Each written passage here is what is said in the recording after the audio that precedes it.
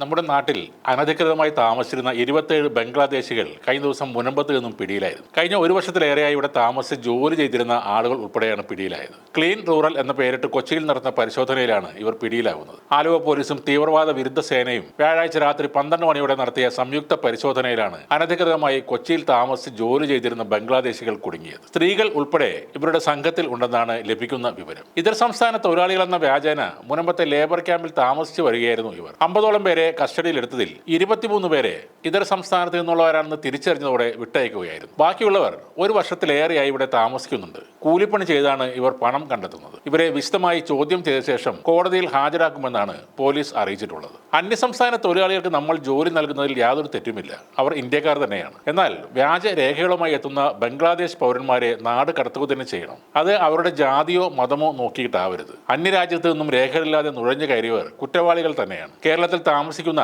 അന്യസംസ്ഥാന തൊഴിലാളികളെ വിശദമായ പരിശോധന നടത്തിയാൽ അതിൽ പലരും ബംഗ്ലാദേശുകാർ ആയിരിക്കാനും സാധ്യതയുണ്ട്. അതേപോലെ തന്നെ കേരളത്തിൽ അന്യസംസ്ഥാന തൊഴിലാളികളുടെ ക്യാമ്പുകൾ കേന്ദ്രീകരിച്ച് സെക്സ് റാക്കറ്റുകൾ സജീവമാകുന്നു എന്നും റിപ്പോർട്ടുകളുണ്ട്. എറണാകുളം ജില്ലയിലെ ചില പ്രദേശങ്ങൾ കേന്ദ്രീകരിച്ചാണ് ലൈംഗിക തൊഴിലാളികൾ സജീവമാകുന്നത്. അവധി ദിവസങ്ങളിൽ മറ്റു ജില്ലകളിൽ നിന്ന് പോലും അന്യസംസ്ഥാന തൊഴിലാളികൾ ഇവിടങ്ങളിലേക്ക് എത്തുന്നതായാണ് പ്രദേശവാസികളുടെ പരാതി. അവധി ദിവസങ്ങളിൽ എറണാകുളത്തെ ചില പ്രദേശങ്ങളിൽ മലയാളികൾക്ക് തനിച്ച് യാത്ര ചെയ്യാൻ പോലും പറ്റാത്ത ഒരു അവസ്ഥയാണെന്ന പരാതിയും ഉയരുന്നുണ്ട്. ബംഗാളിൽ നിന്നും ബംഗ്ലാദേശിൽ നിന്നും ഉൾപ്പെടെ യുവതികളെ ഇവിടങ്ങളിലേക്ക് മാംസ വ്യാപാരത്തിനായി എത്തിക്കുന്നുണ്ട് എന്നാണ് നാട്ടുകാർ തന്നെ പറയുന്നത്. പരസ്യമായി തെരുവുകളിൽ പാൻ മസാലയും മറ്റ് പുകയില കച്ചവടവും തകൃതിയായി നടക്കുന്നുമുണ്ട്. ഈ തൊഴിലാളികൾ പലരും ലഹരി ഉപയോഗിച്ചാണ് പൊതുസ്ഥലങ്ങളിൽ എത്തുന്നതും ജോലിയെടുക്കുന്നതും. കുറ്റകൃത്യങ്ങളിൽ പ്രതികളാകുന്ന അന്യസംസ്ഥാന തൊഴിലാളികളുടെ എണ്ണവും വർദ്ധിച്ചു വരികയാണ്. കൊലക്കുറ്റത്തിലും ബലാത്സംഗത്തിലും ഉൾപ്പെടെ പ്രതികളായ അന്യസംസ്ഥാന തൊഴിലാളികൾ കേരളത്തിൽ തങ്ങുന്നുണ്ട് എന്നാണ് റിപ്പോർട്ടുകൾ. വ്യാജരേഖകളുമായി കേരളത്തിലേക്ക് എത്തുന്ന ബംഗ്ലാദേശികളിലും കൊടും ക്രിമിനലുകൾ തന്നെയാണുള്ളത്. ഇവരുടെ പശ്ചാത്തലം സംബന്ധിച്ച വിവരങ്ങൾ കേരള പോലീസിന് ലഭ്യമല്ല.